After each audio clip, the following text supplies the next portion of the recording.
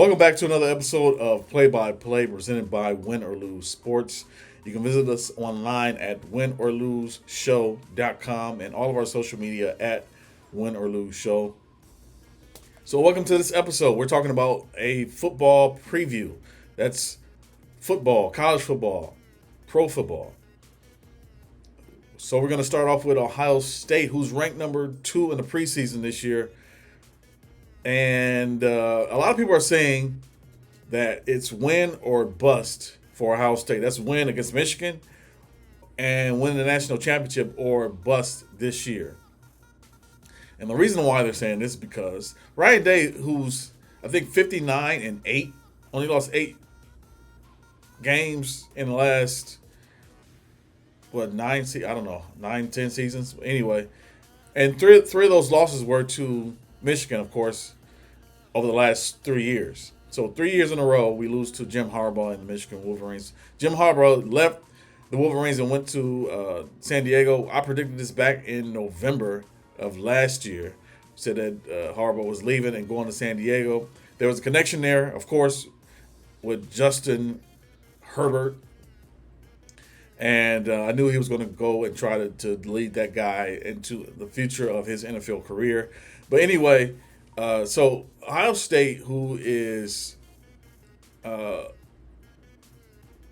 number 1 team in the Big Ten, of course, and number 2 in the country, are saying that if Ryan Day doesn't win this national championship, even if he wins the national championship and wins every other game and loses to Michigan, that he's out, which I don't think is fair. But it's fair as far as the Ohio State Buckeyes and Ohio State University feels about losing to Michigan. So hopefully they'll get over that hump and win this game against Michigan. I think Michigan's ranked number 10 in preseason this year, and Ohio State, of course, number 2.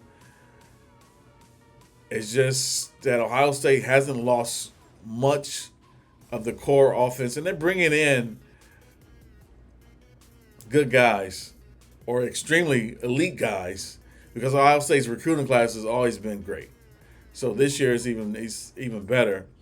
That's how you can go from not winning a bowl game, losing to Missouri last year, and being ranked number 2 in preseason. So last year, of course, was a disappointing ending of the season when you lose to Michigan for a third year in a row, and then you lose to Missouri in, I think, the Cotton Bowl. Teams that we should not have lost to. The Michigan game, you can look at it as, we didn't get blown out. We didn't get blown out.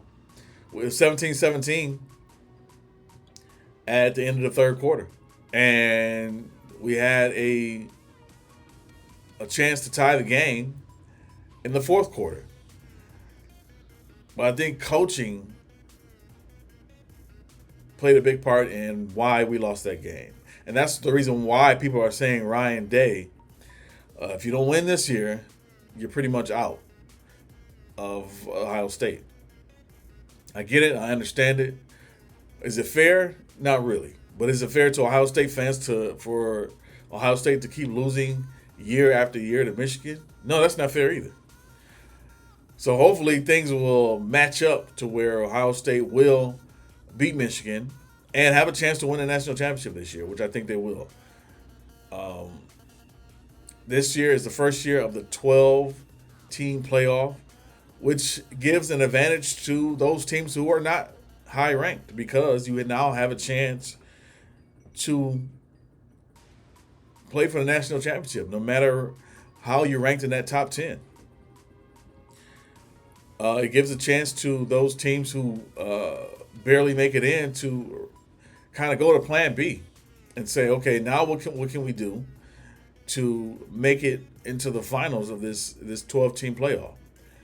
Hopefully Ohio State won't have to fight for that position. Hopefully Ohio State will stay atop of the rankings to where we can have an advantage and get one of those bye weeks. so we don't have to play so many games in the playoffs. So obviously, when you look at the 12-team playoff, there are going to be, I think, 4 teams who are going to get a bye in the first week. Then there's going to be 8 teams who fight to play those 4 teams, if I'm remembering correctly on the format. But I think Ohio State and Ryan Day should take this as a year to go all out when it comes to planning or game planning for these teams, because we don't want to see the Ryan Day who is conservative at play calling and predictive on defense, to where offenses can figure you out and defenses can figure out your game plan. Or you get too conservative to where you're up by a touchdown or 2 and you don't want to pass the ball downfield because, okay, you're up. But no, let's go for the win. Let's go for everything we have to win these games, because now points matter. Points matter when you win and when you lose. Points matter when it comes to ranking. So that's one thing I never liked about Ryan Day, is his conservative play calling. Like, no, let's go for the win. Let's go for dominance. Let's go for a blowout. Yeah, we're up by 20, but let's win by 50. Let's win by 30. So hopefully this year we see that, because now your job is on the line. Ryan Day's job is on the line. We had no losing seasons with Ryan Day, all winning seasons. But his job is on the line because we've been losing to teams that we shouldn't lose to, that we aren't traditionally used to losing to, especially 3 years in a row. Talking about Michigan, the rivalry. And when you're losing in bowl games to teams you should not lose to at all. So, yes, his job is on the line. Is it fair? No. Like I said before, it's not fair, but it's fair. It's not fair to Ohio State fans and Ohio State alumni to lose to teams that we shouldn't lose to. It's not fair to Ohio State alumni or Ohio State fans or the players to lose to Michigan year after year after year. So hopefully we'll see a difference in their offense and defense, and we'll win that game to the team up north and head to the national championship. Now, moving on to pro football, Dallas Cowboys are ranked number 10 in the power rankings in the NFL, and that would be ranked number 5. There are 4 other teams who are ranked higher in the NFC. So when you're talking about the Cowboys, there's always some kind of controversy when it comes to preseason, postseason movements with the team or the lack thereof. There was no player movement at all. We re-signed Ezekiel Elliott, which a lot of Cowboys fans are happy about. Of course, I'm happy about it as a former Ohio State player. Elliott comes back to the Cowboys. But what have we done to make the team better than what they were last year? What has Jerry Jones done to increase our chances of beating San Francisco 49ers, of beating the Philadelphia Eagles, of beating the teams that we should beat? What have Jerry Jones and the organization done to make the offense better, to make Dak more comfortable on offense? First of all, we still haven't sealed the deal with CeeDee Lamb, which is a problem for me, because this is a guy who was the number 1 receiver in the NFL last year, who I wouldn't say carried the team, but he was the most productive person on offense besides Dak Prescott, who led the league in touchdown passes. So the guy who Dak throws the ball to more often than anybody, you're not going to sign this guy? Or you're going to wait and see what's going to happen? That's not making a lot of Cowboys fans happy. It's not making me happy. CeeDee Lamb, who will probably be an MVP candidate if if wide receivers got MVP votes, which most of them don't. I don't think I've seen any wide receivers get any MVP votes besides Randy Moss, I believe. Um, but what are we doing? What are we waiting for? What are the Cowboys? What's Jerry Jones waiting for? What are you doing when you say all in? What does that mean? What does that really mean? What does that mean when you say all in and you don't sign our number one receiver, the number one receiver in the league? What are we doing when you don't sign key defensive players? When you don't give Micah Parsons the extension that he deserves? When you don't give last year Zach Martin the extension that he deserves because he's the number one center in the league or the number one lineman in the league, who is probably worth more than any other lineman in the league, and he's getting paid, but he feels he's getting underpaid. Wouldn't you want to make him happy when you got a quarterback who threw less than 10 interceptions last year, probably the least interceptions he's had since his rookie year, and who led the team and the league in touchdown passes? Like, what are you doing? Like, where are we going with this? Are we doing this to make our players upset? To make the fans upset? Like, why are we doing this? When you talk about all in, I thought all in was let's go for any available back who will make our team better. Derrick Henry. Who go after any receivers that will make our receiver core even more tighter. Who will go after and re-sign cornerbacks Stephon Gilmore, who just got signed to another team. Like, this was the moves that we're making, or that we're not making, when we talk about going all in. It's not making the team happy. You're not making your quarterback happy. You're not making your receivers happy. You're not making your linemen happy, or your defensive core happy. What are we doing? Now we got Stephon Diggs, who's coming back from an ankle injury last year, who, I don't know what kind of shape he's going to be in. So what have we done to help him out on defense? We still got DeRon Bland, yes. We still have Malik Hooker and other guys on defense. But we can't say we're going all in when we're just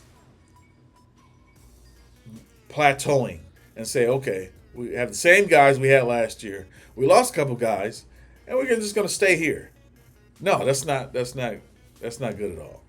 Now we got Sam Williams, who's injured, preseason injury, who's out for the season.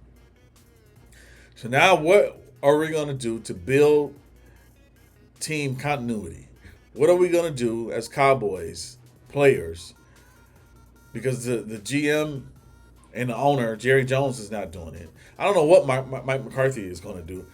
He showed me in the preseason game, first preseason game against the Rams, that he's still the same Mike McCarthy, who's not going to be aggressive on offense. Who's going to call these pity-pat playground plays and not be aggressive and go after the defense. Even though this is a preseason game, I understand that, and Cooper Rush was quarterbacking, but let's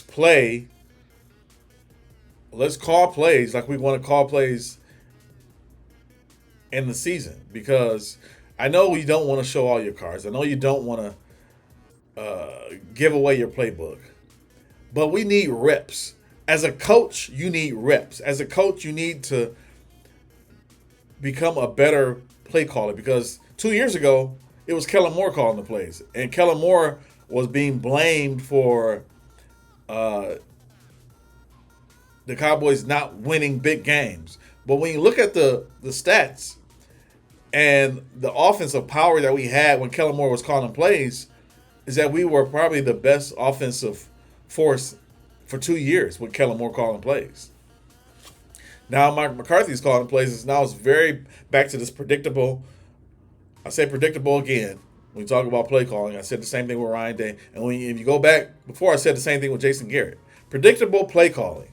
When you call a dive play on 1st and 10 because you don't believe in Dak Prescott's arm, and on 2nd down, you're going to call either hitch pass, 5-yard hitch pass to the tight end or to CeeDee Lamb, or a screen pass to the running back. And on 3rd down, so now it's 3rd and 5. What are you going to do on 3rd and 5? Again, we're going to throw a little hitch or a comeback route to the tight end or the slot receiver instead of throwing the ball downfield on 2nd down or even on 1st down. So now what that does is that gives you, if you throw a deep pass on 1st down and you don't get it, okay, cool. You went for it. It didn't work out. Now go back to that conservative play calling. Okay, on 1st down, you only got 5 yards on the run. Okay, now let's go 2nd down. Let's go for a deep pass. If that doesn't work out, now I'll go for the small hitch to get the 3rd down, 5-yard play, and then make the 1st down. So it's like you're scared to go for the deep passes, but then you're going to go for a deep pass when it's too late on 3rd and 10. Now, if you don't make it, you got to punt the ball because you're not going to go for it on 4th down. Only way you're going to go for it on 4th down is 4th and inches. And most of the time when you go for that, when you make that happen, Mike McCarthy is not going to work because everyone knows what you're going to do. I'm sitting here at home calling plays, exactly the plays that Mike McCarthy is calling because it's predictable. It's predictable offense. He did the same thing in Green Bay. That's why he was out at Green Bay. Now you're bringing him in Dallas, and he's doing the same thing. Mike McCarthy has to go. I don't care what happens at the end of this season.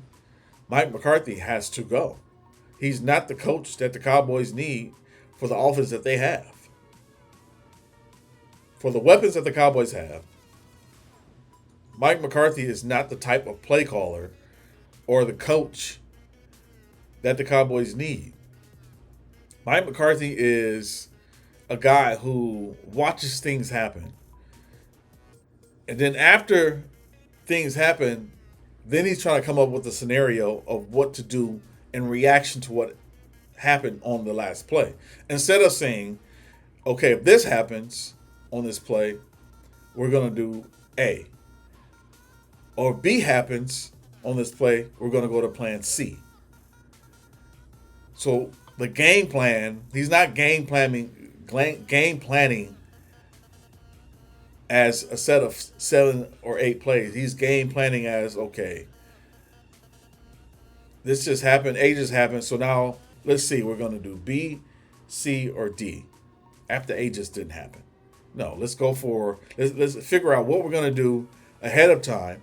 So that means the decision can happen right away. Instead of saying, okay, it's 4th and 2. Should I call timeout here at 30 seconds left so we can get the field goal before halftime? Or should I let the clock run out and try to run a play or just punt the ball and give the team and just go back to halftime? No. Call timeout. Figure it out. Call timeout or game situations already in the quarterback's head because the coach put it in his head and say, okay, if this happens on 4th down, call timeout right away so we can kick a field goal. Or so we can run this play, this play, a corner route to the receiver so we can get this quick touchdown. I'm not a coach. I'm not a football coach. I'm not a football player. I just watch a lot of football. So maybe I'm wrong. Maybe I'm wrong to say that Mike McCarthy needs to make better decisions when it comes to play calling during these games. I don't know. But what I do know is that he doesn't look smart out there. That he looks like he doesn't know what he's doing. And that we need somebody who's aggressive with play calling, who's aggressive with management so we can get better players on the team, who can make these decisions without looking lost on the field, without having the quarterback to look lost on the field, because the quarterback has this information that the coach gave him previously, so that he's ready on the field without having to look to the sideline and say, "Hey, coach, what are we doing? I'm out here and I'm struggling. Help me, help me." But what I'm happy about or excited about is Mike Zimmer as the defensive coordinator. Now, we've had a great coordinator the last couple of years.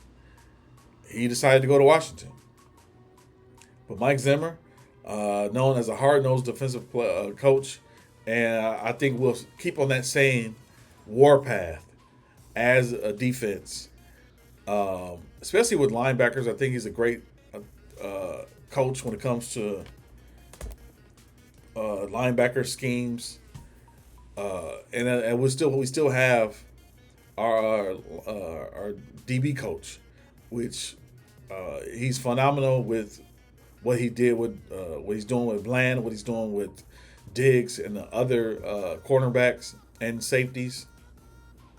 So I'm excited to see where our defense is and how we look on defense this year when it comes to Mike Zimmer calling plays on defense.